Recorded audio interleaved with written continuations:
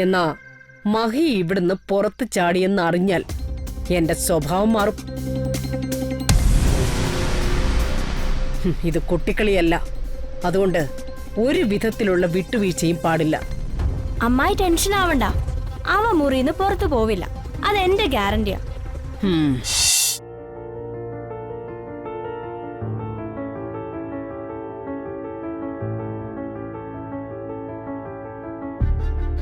മാഷേ,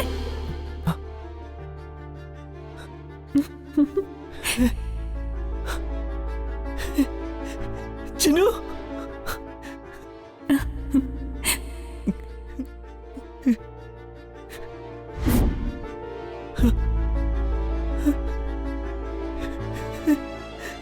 ചിന്നു, ചിന്നു, ചിന്നു. എനിക്കിന്ന് ചിന്നുവിനെ കാണാതിരിക്കാനാവില്ല, അവളുടെ ശബ്ദം കേൾക്കാതിരിക്കാനും ആവില്ല. അവളെ കാണാതെ അവളോട് സംസാരിക്കാതെ ഇരുന്ന എനിക്ക് ഭ്രാന്ത് പിടിക്കും.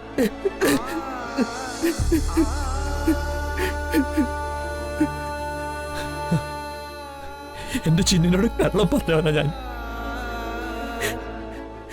ഞാനൊരു അനാഥനാണെന്ന് കള്ളം പറഞ്ഞത് ഒരു മഹാപാവം തന്നെയാ. അതിന് ശിക്ഷ ഞാനിപ്പോ അനുഭവിക്കുന്നത്. ഞാൻ അർജുനേട്ടന്റെ അനിയനാണെന്നും രമാദേവിയുടെ മകനാണെന്ന് അറിഞ്ഞാ പിന്നെ ചിന്നു എന്നോട് ക്ഷമിക്കോ? ഞാനെങ്ങനെ ഈ തെറ്റുകൾക്കൊക്കെ അവളോട് മാപ്പ് പറയൂ? ചിന്നു, ചിന്നു, ചിന്നു, നീ ഇല്ലാതെ എനിക്കിവിടെ ഭ്രാന്ത് പിടിക്കുന്നു. ചിന്നു, എനിക്ക് ഭ്രാന്ത് പിടിക്കുന്നു. ചിന്നു,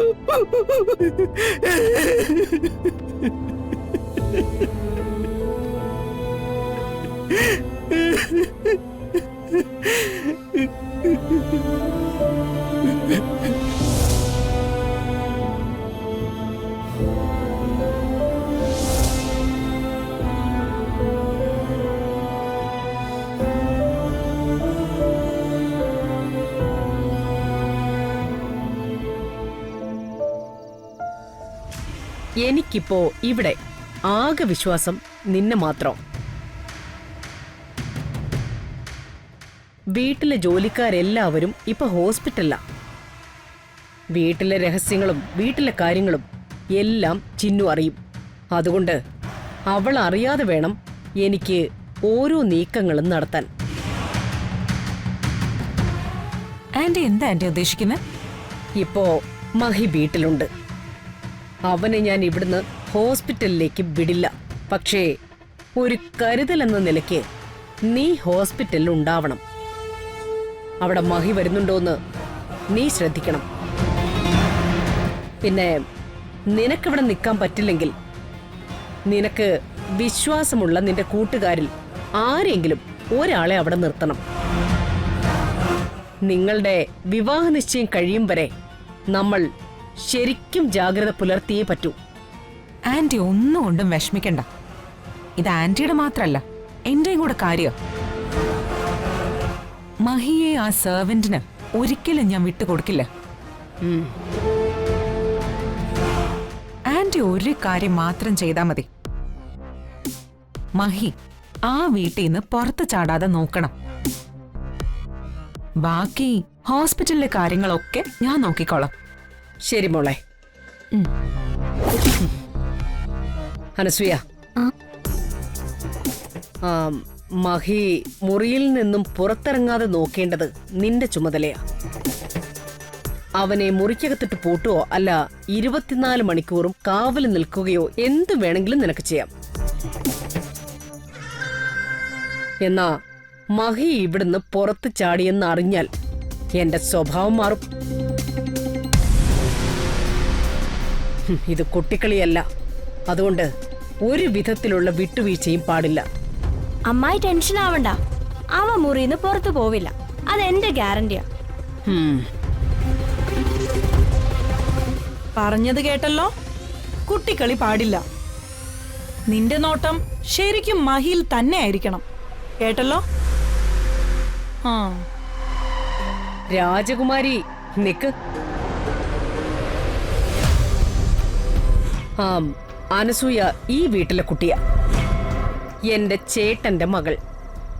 അവൾക്ക് ഞാൻ ഉത്തരവ് കൊടുക്കും. എന്റെ വാക്കുകൾ അവൾ അനുസരിക്കുകയും ചെയ്യും. അവളെ ശിക്ഷിക്കാനും രക്ഷിക്കാനുമുള്ള അധികാരം എനിക്കുണ്ട്. ഇവളോട് ഞാൻ ജോലി പറയും, അവളതനുസരിക്കും. നിന്നോട് ഇവിടെ ആരും ഒരു ജോലിയും പറയുന്നില്ല. നീ ഇങ്ങനെ സുഖിച്ച് നടക്കുന്നു. ഇത്തവണ നിനക്ക് പറ്റിയ ഒരു ജോലി ഞാൻ തരാം. നിന്റെ ജോലി പുറത്താ. മഹിയുമായി ദക്ഷയുടെ കല്യാണം ഉറപ്പിക്കുന്നത് വരെ ഈ വീട്ടിലെ സെക്യൂരിറ്റി പണി നീയാണ് നോക്കുന്നത്. സെക്യൂരിറ്റിയോ? ഞാനോ?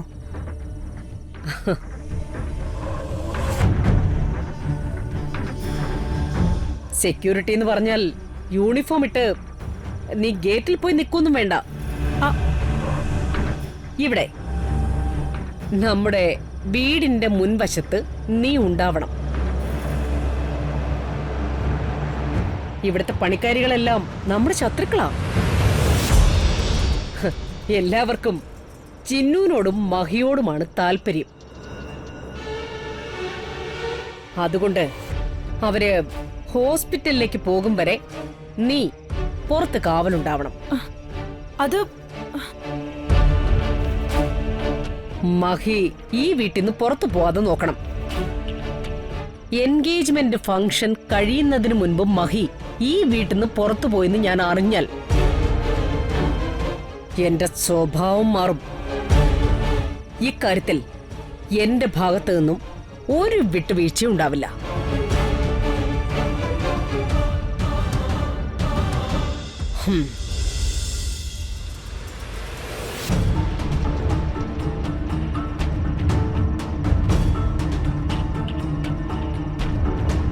എന്നെ സെക്യൂരിറ്റി ആക്കിയല്ലേ? ഇതിന്റെ കണക്ക് ഞാൻ തീർത്തിരിക്കും. ചെവിയിലും നുള്ളിക്കോ രമാദേവി. ഇന്നല്ലെങ്കിൽ നാളെ ഈ അപമാനത്തിന് ഞാൻ പകരം വീട്ടിയിരിക്കും. എല്ലാ കണക്കുകളും ഞാൻ വൃത്തിയായി തീർത്തിരിക്കും. നോക്കിക്കോ.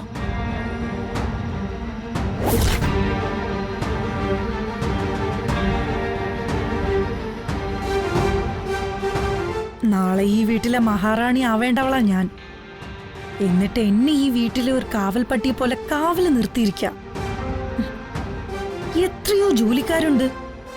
അവരെ ആരെങ്കിലും ഈ ജോലി ഏൽപ്പിച്ചാ പോരായിരുന്നോ? ഇതെന്നോട് കാണിക്കുന്ന വെറുപ്പാ, അവരുടെ പക.